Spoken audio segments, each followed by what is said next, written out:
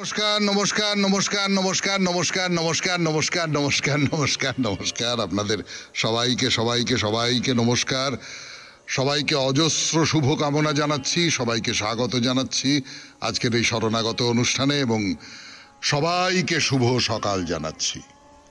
শুভ সকাল।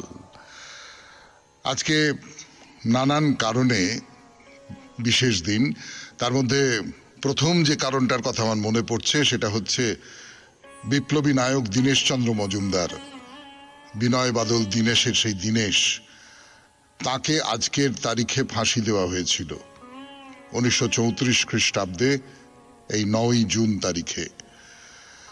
তাছাড়া আজকে রাজস্থানে প্রতাপ জয়ন্তী এবং গীতশ্রী নিভাননী দেবীর তিরোভাব উৎসব।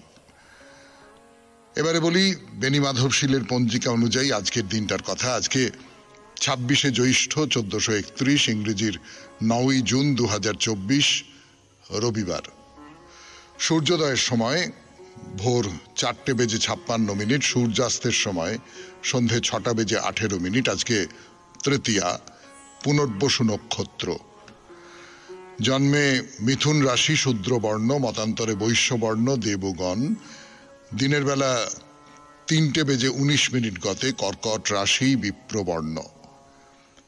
আমাদের হোয়াটসঅ্যাপে চিঠি পাঠাবার নাম্বার 9831922927। চিঠির গোড়ায় অতি অবশ্যই SG লিখতে হবে, সে তো আপনারা সকলে জানেন। তো এই চিঠিপত্রের প্রসঙ্গে এইবারে বলি, সামনের বৃহস্পতিবার, সে তো আপনাদের চিঠিপত্র নিয়ে অনুষ্ঠান হবে। সেই চিঠির বিষয়ে তাহলে আজকে বলে দিই। আজকে সোমবার, মঙ্গলবার সন্ধ্যের মধ্যে আপনার চিঠি 250 শব্দের মধ্যে আমাদের দপ্তরে পৌঁছে যাওয়া চাই। চিঠির বিষয় ভাবছিলাম যে রাতে মোর, রবীন্দ্রনাথের গান আছে, যে রাতে মোর দুয়ারগুলি ভাঙলো ঝড়ে, জানি নাই তো তুমি এলে আমার ঘরে। তো যে রাতে মোর দুয়ারগুলি ভেঙে যায়, খুব দুঃখের দিন যখন আসে, খুব কষ্টের দিন যখন আসে, খুব বঞ্চনার দিন, যখন জীবনটা মনে হয় তছনছ হয়ে গেল, জীবনটা মনে হয় যে একটা অন্ধ বন্ধ গুহার মধ্যে এসে পড়েছি, এখান থেকে বেরোবার আর কোনো রাস্তাই নেই, সেই সময় হঠাৎ কোন একটা পথ দিয়ে সূর্যের আলো ভেতরে প্রবেশ করে, কোন একটা পথ দিয়ে বেরিয়ে আসতে পারি, কে যেন একটা হাত বাড়িয়ে দেন। এই রকম অভিজ্ঞতা আমাদের প্রত্যেকের জীবনেই তো কখনো না কখনো ঘটেছে। তো যে রাতে মোর, এই শিরোনামে আপনারা চিঠি পাঠান। মঙ্গলবার সন্ধে 6টার মধ্যে সেই চিঠি আমাদের দপ্তরে পৌঁছে যাওয়া চাই। তাহলে সামনের বৃহস্পতিবারের চিঠির বিষয় যে রাতে মোর। এবারে বলি আজকের অনুষ্ঠান সম্পর্কে। বস্তুত আজকের অনুষ্ঠান সম্পর্কে তো কিছু বলবার নেই। শ্রী চৈতন্যদেবের কথা, রবিবারের শরণাগতে শ্রী চৈতন্যদেবের কথা আপনাদের খুব ভালো লাগছে শুনতে, এবং যেটা আমার খুব ভালো লাগছেই বলবো, সেটা হচ্ছে যখনই শ্রী চৈতন্যদেবের যে গৃহাশ্রমের কথা উঠে পড়ে, সেই মুহূর্তেই কিন্তু আপনাদের ভালো লাগার চিঠিগুলো আসতে থাকে। অর্থাৎ এই যেমন বলছিলাম যে নীলাচলে মহাপ্রভু, তিনি এখন বলছেন যে তার মায়ের কথা মনে পড়ছে, মায়ের কথাই, বিষ্ণুপ্রিয়ার কথা একবারও বলছেন না। মাথার যে বহুমূল্য বস্ত্রখণ্ড তিনি বলছেন মাকে দিয়ে দিও। মা কি আর ওই বস্ত্রখণ্ড নেবেন বিষ্ণুপ্রিয়ার জন্যই?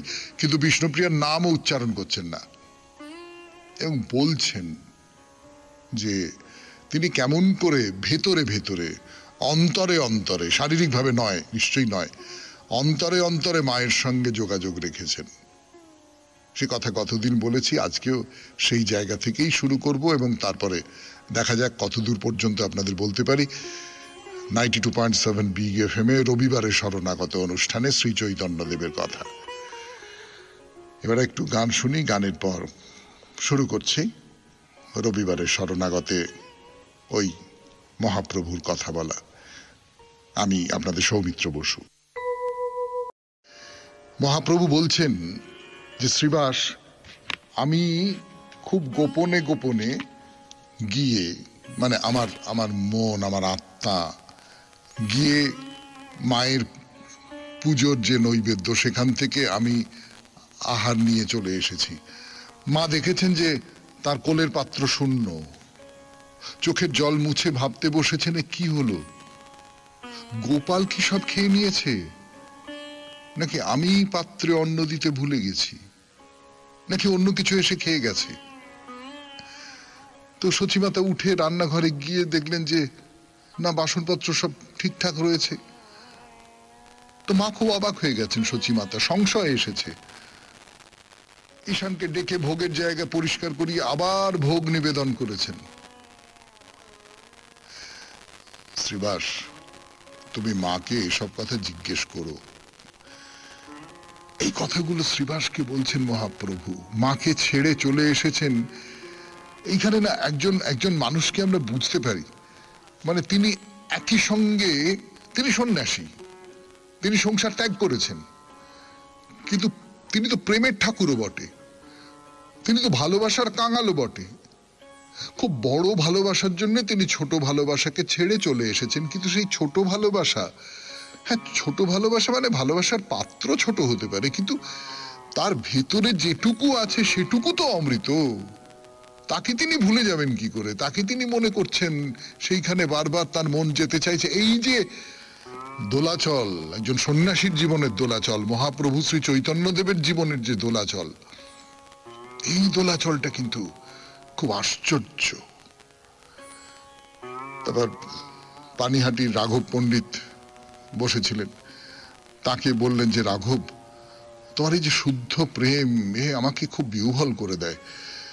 করে অন্য ভক্তদের দিকে তাকিয়ে তিনি রাঘবের যে কৃষ্ণ সেবা তার কথা বলছেন। বলছেন রাঘবের সেবা পরম পবিত্র, সর্বোত্তম। অন্য আরো কথা ছেড়ে কৃষ্ণ সেবায় তার নারকোল নিবেদনের কথা শোনো। একটা গল্প, এর বাগানে কত নারকেল গাছ, ফলে ভর্তি, এক একটা ফল 1 পয়সায় বিক্রি হয়। তা সত্ত্বেও রাঘব যদি শোনে কোথাও মিষ্ট নারকোল পাওয়া যাচ্ছে, কৃষ্ণের সেবার জন্য সে 16 পয়সা দিয়েও একটা নারকেল কিনে আনবে, তাকে জলে শীতল করে নিবেদন করবে। একদিন একজন ভক্ত 10টা নারকেল কৃষ্ণকে নিবেদন করবার জন্য নিয়ে এসেছে, তখনও ভোগের সময় হয়নি। তো সেই ভক্ত এক হাতে নারকেল নিয়ে অন্য হাত দরজার বাতায় রেখে অপেক্ষা করছে। তারপর কি হলো? 92.7 বিগ FM এ শরণাগত অনুষ্ঠানে শুনছেন মহাপ্রভুর কথা। তার আরো কথা বলবার জন্য ফিরে আসছি গানের পর। 0.7 বিগ FM এ শরণাগত অনুষ্ঠানে, রবিবারের শরণাগত, একজন ভক্ত 10টা নারকেল কৃষ্ণকে নিবেদন করবার জন্য নিয়ে এসেছে। তখনও ভোগ সেবার সময় হয়নি, তাই ভক্ত এক হাতে নারকেল নিয়ে অন্য হাত দরজার বাতায় রেখে অপেক্ষা করছে। তো দাঁত দিয়ে তো কত লোক যাতায়াত করছে, তাদের পায়ের ধুলো উড়ে গিয়ে দরজায় লাগছে, তাতে ভক্তর হাতে ময়লা লাগছে, ধুলো লাগছে। সেই মলিন হাতে সে কৃষ্ণ সেবার নারকেল স্পর্শ করেছে। আর রাঘব তাই দেখে ভাবছে এসব তো কৃষ্ণ সেবার যোগ্য হবে না, তাই সমস্ত নারকেল ফেলে দিয়ে অন্য নারকেল নিয়ে এসেছে কৃষ্ণ সেবায় ব্যবহার করবার জন্য। এইরকম তার ভক্তি নিষ্ঠা, এইরকম তার প্রেম, এইরকম তার সেবা। ঈশ্বরে বস্তু নিবেদনে এমনই হওয়া দরকার বলে মহাপ্রভু রাঘবকে আলিঙ্গন করলেন। যে কৃষ্ণকে যা দেব তার ভোগের জন্য পথের ধুলো তাতে লাগবে কেন? না না না, পথের ধুলোটুকুও লাগাতে দেব না। তোমার সেবায় আমি যা তোমাকে অর্পণ করব, সেখানে যেন কোনো ধুলো, কোনো মলিনতা, কোনো অপরিচ্ছন্নতা কিচ্ছু না লাগে। তো রাঘবের কথা বলছেন মহাপ্রভু। তার পাশে কুমারহট্ট, মানে এখন কামারহাটি যাকে বলি আর কি, কামারহাটি আপনারা সকলেই খুব চেনেন, শিবানন্দ সেন বসে আছেন। তা মহাপ্রভু তার দিকে তাকিয়ে বলেন, শিবানন্দ, তুমি তো বাসুদেবের, মানে বাসুদেব দত্ত, তার দেখাশোনা করো। সে যা রোজগার করে তার সবই খরচ করে, কিন্তু নিজের আত্মীয় স্বজন পরিজন তাদের ভরণ পোষণের জন্যও তো কিছু সঞ্চয় থাকা দরকার। তুমি এর আয় ব্যয়ের হিসেব দেখবে, আর প্রতি বছর রথযাত্রার সময় সবাইকে নিয়ে নীলাচলে আসবে। তারপর কুলিন গ্রামের যারা ভক্ত এসেছিলেন তাদের বললেন যে তোমরা প্রতি বছর পট্ট ডোরি নিয়ে আসবে। এই যে কুলিন গ্রাম এবং শ্রীখণ্ড, এর উপর মহাপ্রভুর খুব অনুরাগ ছিল এবং এই দুটো জায়গায় বৈষ্ণব ধর্মের যে চর্চা, আমরা তো জানি নবদ্বীপ সে ব্যাপারে খুব বিখ্যাত। নবদ্বীপে দীর্ঘদিন ধরে বৈষ্ণব ধর্মের খুব চর্চা হয়ে এসেছে। কিন্তু এই যে দুটো অঞ্চল, এই দুটো অঞ্চল কিন্তু নবদ্বীপের চেয়েও প্রাচীন। আপনারা মালাধর বসুর নাম শুনেছেন। সেই মালাধর বসুর সময় থেকে এই কুলিন গ্রামের বৈষ্ণব ধারার চর্চা শুরু হয়েছিল। মালাধর বসু ভাগবতের 10ম আর 11 অধ্যায় থেকে সহজ করে বাংলা করে রচনা করেছিলেন, ভাগবত রচনা করেছিলেন। শুনছেন মহাপ্রভুর কথা, শ্রী চৈতন্যদেবের পুণ্য কথা 92.7 বিগ FM এ শরণাগত অনুষ্ঠানে, রবিবারের শরণাগত। আরো কথা বলবার জন্য ফিরে আসছে আপনাদের সৌমিত্র বসু। একটু গান শুনে নি। 7 বিগ FM এ শরণাগত অনুষ্ঠানে মহাপ্রভু এইরকম করে নানান যারা তার ভক্ত তাদের এক একজনকে বলছেন, আলিঙ্গন দিচ্ছেন আর তাদের গুণপনা সব ব্যাখ্যা করছেন। তো এই মালাধর বসুর কথা বলছিলাম আপনাদের। মালাধর বসু ওই ভাগবতের 10ম আর 11 অধ্যায় থেকে সাধারণ মানুষ যাতে বুঝতে পারে এইরকম করে শ্রীকৃষ্ণ বিজয় বলে একটি গ্রন্থ রচনা করেছিলেন। সুলতান বরবাক শাহ খুবই বিদ্যোৎসাহী মানুষ ছিলেন, তাকে গুণরাজ খান উপাধি দিয়েছিলেন। তা মালাধরের ছেলে লক্ষ্মীকান্ত বসু, তার উপাধি ছিল সত্যরাজ খান, এবং অন্য আর এক ছেলে রামানন্দ বসু। তাদের দুজনকেই মহাপ্রভু খুব ভালোবাসতেন। মহাপ্রভু কৃষ্ণ বিজয় গ্রন্থ, যেটা মালাধর বসুর লেখা, সেটা পড়েও ছিলেন। তো তার এক অংশের উদ্ধৃতি দিয়ে শুনিয়েছিলেন, নন্দন নন্দন কৃষ্ণ মোর প্রাণনাথ, নন্দন নন্দন কৃষ্ণ মোর প্রাণনাথ। এই কথাটুকু তাকে এমন গভীরভাবে অনুপ্রাণিত করেছিল যে তিনি কুলিন গ্রামের যা মানুষ তাদের কাছে বলেছিলেন যে এই বাক্যটুকুর জন্য আমি তার কাছে বিক্রি হয়ে গেছি, যে নন্দনের নন্দন কৃষ্ণ আমার প্রাণনাথ। তো সত্যরাজ খান, রামানন্দ বসু তারা মহাপ্রভুর কাছে বসে আছেন। মহাপ্রভুর মুখে নিজেদের প্রশংসার কথা শুনে তারা তো বিনয়ে একেবারে আভূমি নত হয়ে পড়লেন। তারা বলছেন যে আমরা তো গৃহস্থ বিষয়ী, আমাদের সাধন কি কি রকম করে হবে আপনি যদি একটু বলে দেন। মহাপ্রভু কি বলছেন? বলছেন, কৃষ্ণ সেবা বৈষ্ণব সেবন, নিরন্তর করো নাম সংকীর্তন।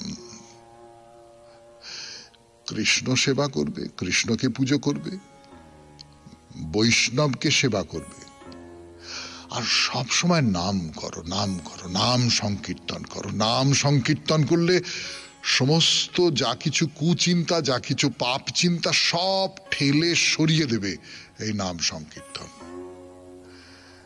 92.7 বিগ FM এ শরণাগত অনুষ্ঠানে শুনছেন মহাপ্রভুর কথা। আমি আছি আপনাদের সঙ্গে, আপনাদের সৌমিত্র বসু। এখন গানের সময়। প্রভুর কথা বলছি।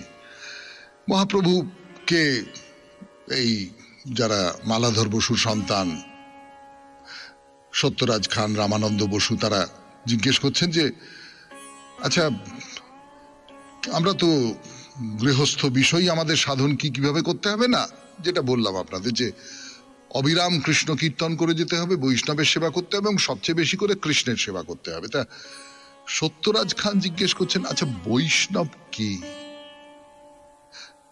বৈষ্ণব বলতে সত্যি সত্যি কি বোঝায়? মানে ফোঁটা তিলক কাটলেই কি বৈষ্ণব হবে, নাকি বৈষ্ণব সেটা হতে গেলে কোনো একটা গুণপনার দরকার, কোনো একটা বৈশিষ্ট্যের দরকার, কোনো একটা স্বভাব দেখে আমি বুঝতে পারবো যে ইনি যথার্থ বৈষ্ণব? তো মহাপ্রভু কি বলছেন? বলছেন, প্রভু কহে যার মুখে শুনি একবার, কৃষ্ণ নাম পূজ্য সেই শ্রেষ্ঠ সবাকার। না না, বৈষ্ণব বলতে আর কিচ্ছু বোঝাচ্ছে না বাবা।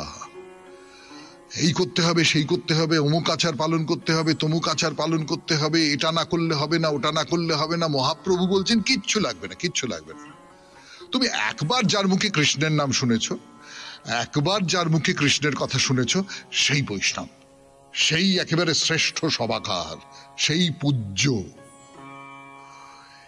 এই যে ধর্মকে সহজ করে তোলা, এই যে কোনো মানুষই পূজ্য হতে পারেন যিনি কৃষ্ণ নাম করেন, যিনি ভগবানের নাম করেন। একবার ভগবানের নাম করুন, তাহলেই তিনি পূজ্য, তিনি শ্রেষ্ঠ। এই যে ধারণাটা, এই যে কলিযুগে কেবলমাত্র নাম করলেই হবে, এইটুকু করো তুমি, যাগ যজ্ঞ অমুক তমুক কিচ্ছু করতে হবে না। তো কুলীন গ্রাম তো বৈষ্ণব সাধনের ক্ষেত্র, একেবারে সে বৈষ্ণব ধারা সেখানে প্রবল হয়ে উঠেছে। হরিদাস মহাপ্রভুর সঙ্গে সাক্ষাতের আগে গান গেয়ে গিয়ে যখন বাংলায় কৃষ্ণ নাম প্রচার করছেন, তিনি ওই কিছুদিন কুলীন গ্রামে অবস্থান করেছিলেন। তো মহাপ্রভু কথা বলছেন এরকম, সেখানে শ্রীখণ্ডের মুকুন্দ দাস আছেন, রঘুনন্দন আছেন, নরহরি আছেন। মুকুন্দ হচ্ছেন নরহরির ভাই, তাদের বাবা জগদানন্দ সুলতান বরবাকশাহের খাস চিকিৎসক ছিলেন। আর মুকুন্দ রঘুনন্দনের বাবা এবং নবাব হোসেন শাহর খুব অন্তরঙ্গ চিকিৎসক ছিলেন। এরা সকলে বৈদ্য, অর্থাৎ ডাক্তার আর কি। আকুমার ব্রহ্মচারী নরহরি মহাপ্রভু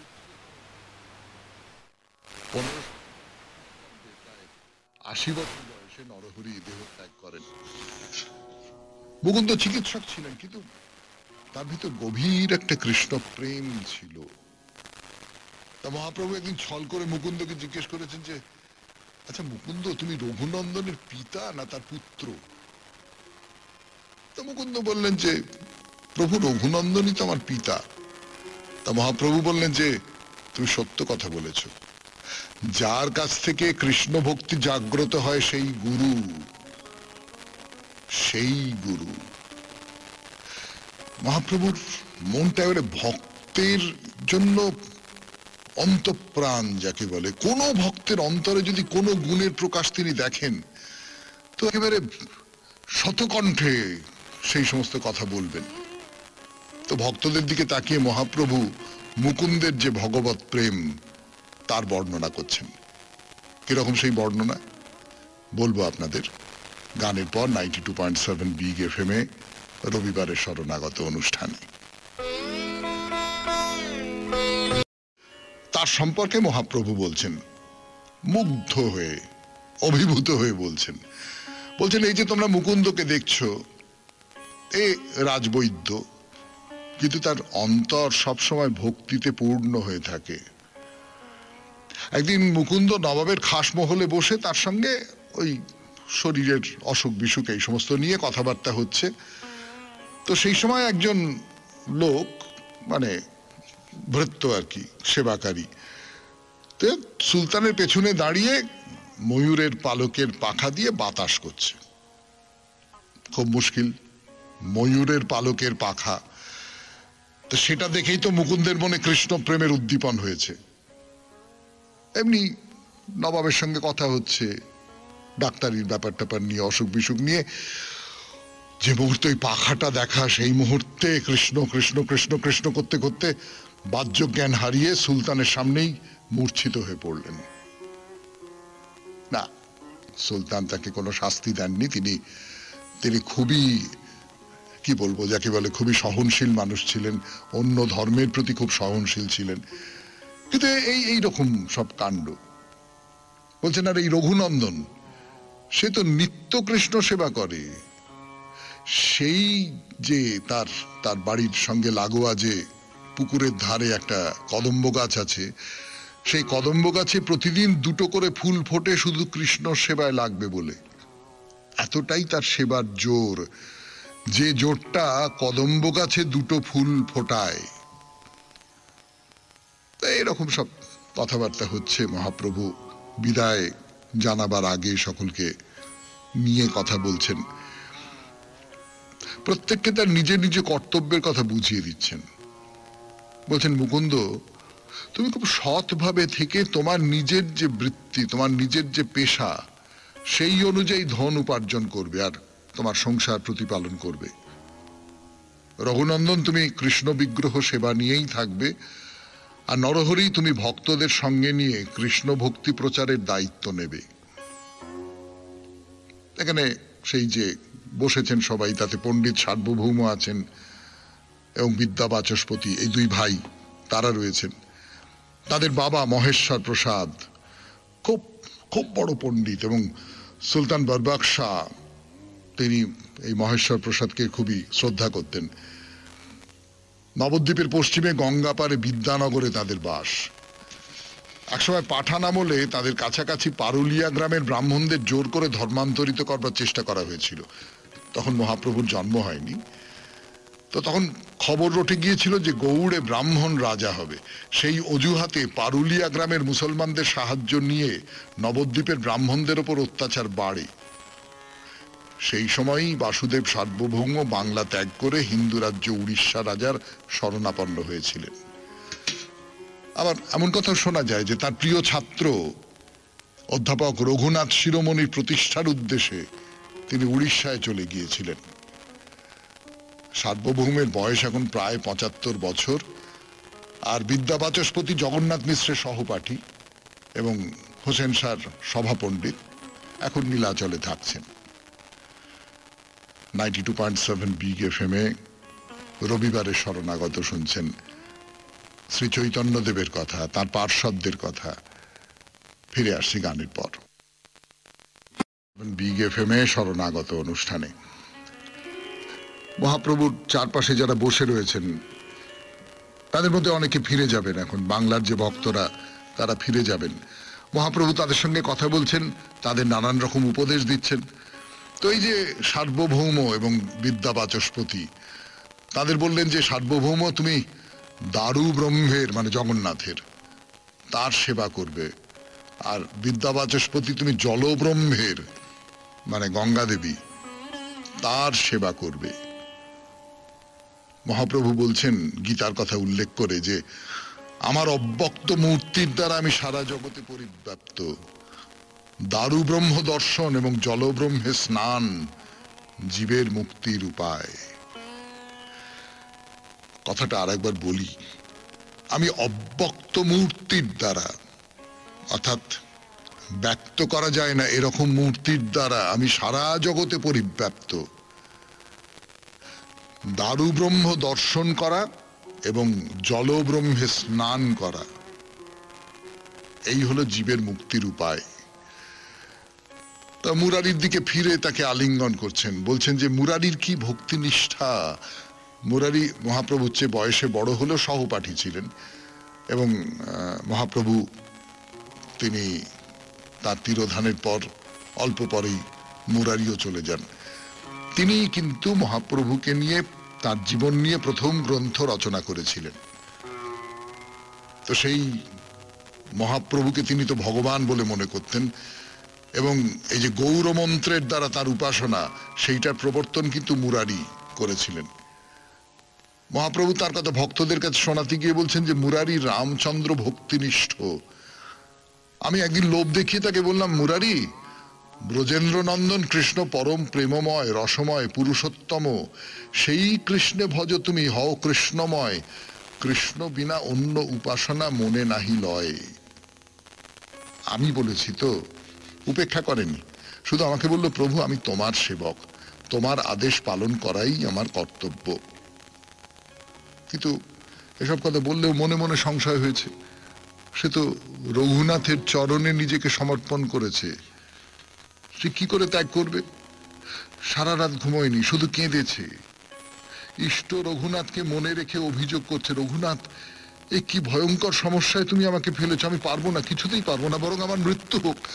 আমি তোমাকে ছেড়ে কৃষ্ণের ভজনা করতে পারবো না, অথচ মহাপ্রভু আমাকে সেই আদেশ করেছেন। আমি কি করবো, আমার মৃত্যু হোক, আমার মৃত্যু হোক। 92.7 বিগ এফএম এ শুনছেন রবিবারের শরণাগত। আমি আপনাদের সৌমিত্র বসু, ফিরে আসছি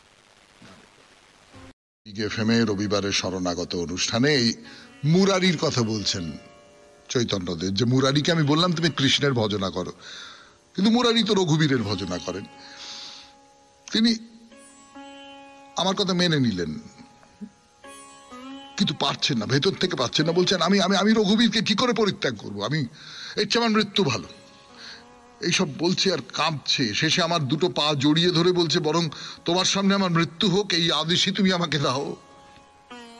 তো মহাপ্রভু শুনে একেবারে তাকে জড়িয়ে ধরেছেন, বলেছেন, সাধু সাধু সাধু সাধু তোমার সংকল্প, সাক্ষাৎ হনুমান তুমি, শ্রীরাম কিঙ্কর, তুমি কেন ছাড়িবে তার চরণ কমল? তুমি হচ্ছ হনুমান, তুমি রামচন্দ্রের সেবক, এই মর্তধামে এসেছো মানুষ রূপ ধারণ করে, তুমি তোমার দেবতাকে ছাড়বে কেন? আমি তোমাকে পরীক্ষা করবার জন্য বলেছিলাম যে তুমি ওই দেবতাকে ছেড়ে কৃষ্ণ ভজনা করো, কিন্তু তুমি তো পারবে না, পারবে না। তুমি আমাকে বললে, পা জড়িয়ে ধরে বললে যে আমি পারবো না, আমি তোমার আদেশ পালন করতে পারবো না, তোমাকে আমি অসীম শ্রদ্ধা করি, কিন্তু আমি আমি আমার দেবতাকে ছেড়ে আমি যেতে পারবো না, আমার মৃত্যু হোক তোমার সামনে। তো মহাপ্রভু এই যে এই যে এই যে এই যে তার সেবক যারা, তাদের প্রশংসা করা, তাদের যে ভক্তি, সেই ভক্তিগুলোকে লক্ষ্য করা, তাদের যে সমর্পণ, সেই সমর্পণগুলোকে লক্ষ্য করা, এবং সেই কথাগুলো বলা, অমুক এই অমুক সেই, ও এই করেছে, ও সেই করেছে, এই বারবার বারবার বারবার করছেন। মুরারির সারা গায়ে হাত বোলাচ্ছেন আর বলছেন, মুরারি সেই জন্যই আমার প্রাণের প্রাণ, প্রাণের প্রাণ। এই যে কথাগুলো, এর ভেতর থেকে একটা কথা বেরিয়ে আসে, সেটা হচ্ছে যে কোন রকম দ্বন্দ্ব নয়, অমুক এই দলে অমুক সেই দলে, আমি কৃষ্ণের ভজনা করি, তুমি রঘুবীরের ভজনা করো, না না না, কোনো গোষ্ঠী দ্বন্দ্ব নয়, কোনো সাম্প্রদায়িক বিভেদ নয়।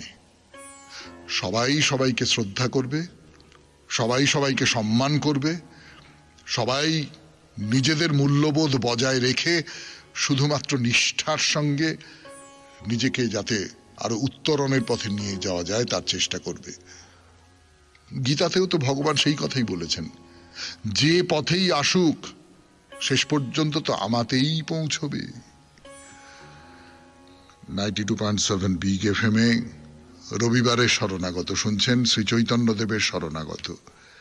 ফিরে আসছি গানের পর।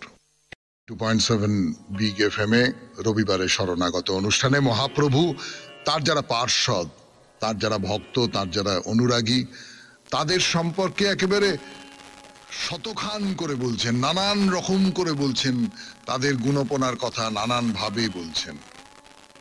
তো সভায় বাসুদেব দত্ত রয়েছেন, মুকুন্দর ভাই। মুকুন্দ নবদ্বীপের টোলে মহাপ্রভুর সঙ্গে পড়তেন, তবে মহাপ্রভুর আগে থেকেই তিনি কৃষ্ণ ভজনা শুরু করেছেন। খুব ভালো গান গাইতে পারেন, গানের গলাটি খুব মধুর। তো মহাপ্রভু তার গান শুনে একেবারে প্রেমে বিহ্বল হয়ে পড়তেন।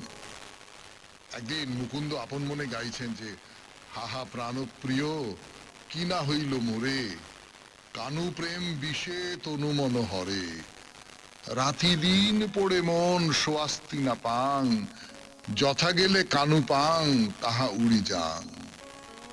এ তো একবারে তীব্র প্রেমের অনুভূতির কথা, যে কি হলো আমার কানু প্রেম যেন বিষের মতন আমার সমস্ত তনুমন হরণ করে নিচ্ছে, রাত দিন আমার মন পুড়ছে, আমি কোনো স্বস্তি পাচ্ছি না, যেখানে গেলে আমি কানুকে পাবো সেইখানে যেন উড়ে চলে যেতে ইচ্ছে করছে আমার।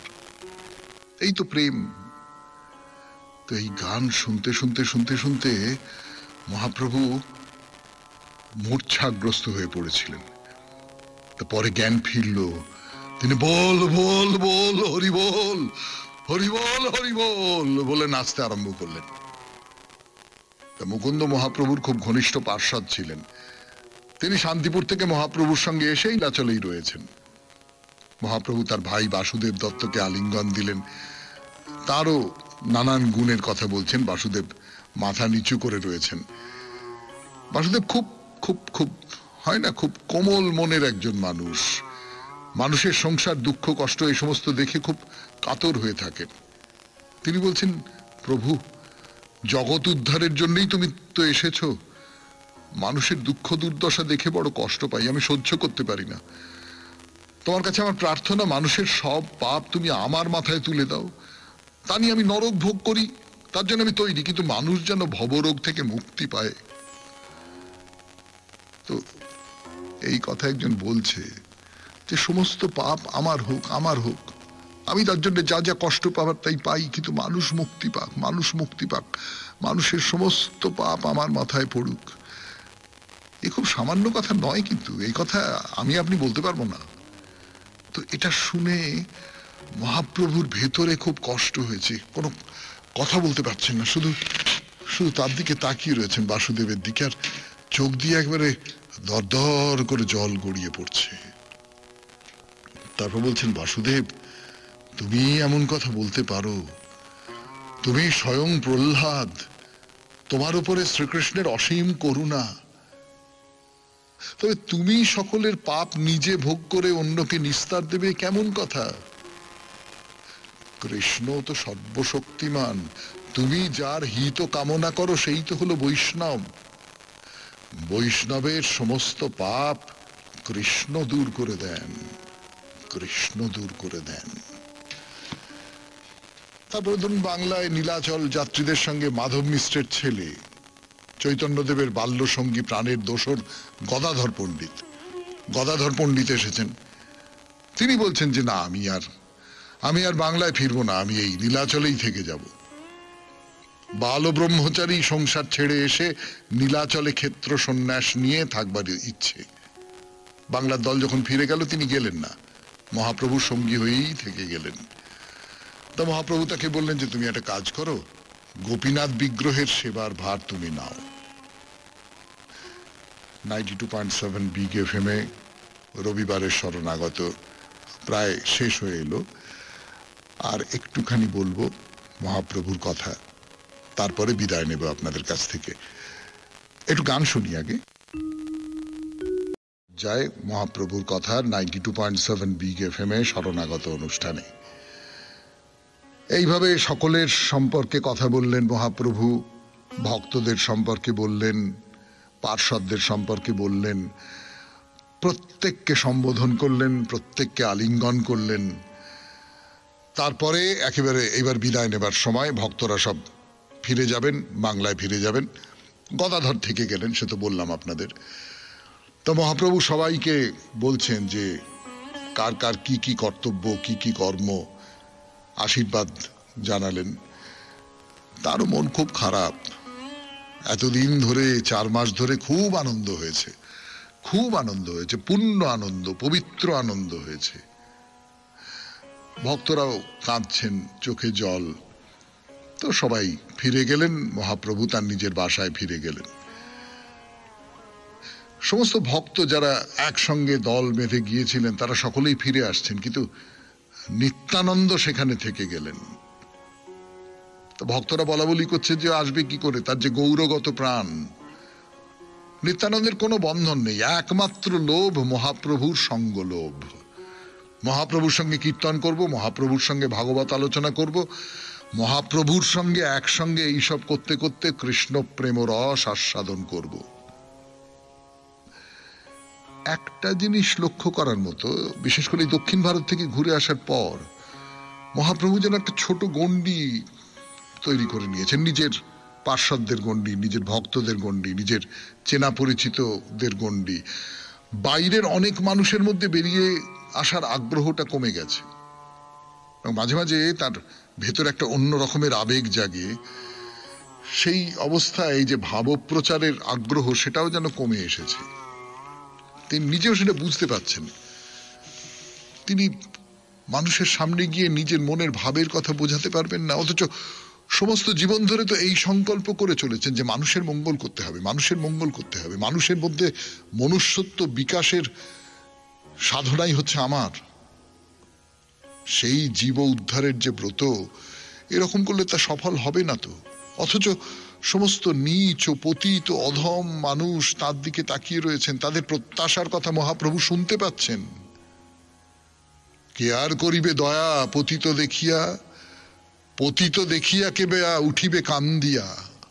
কে করবে পতিতকে দয়া? মহাপ্রভু ছাড়া। আজকের মতো শেষ করি। রবিবারের শরণাগত 92.7 বিগ FM এ আমি ছিলাম আপনাদের সঙ্গে, আপনাদের সৌমিত্র বসু। মহাপ্রভুর পুণ্য কথা আজকের মতো শেষ হলো, আবার আগামী রবিবার। সবাই খুব ভালো থাকবেন, আনন্দে থাকবেন। নমস্কার। নমস্কার।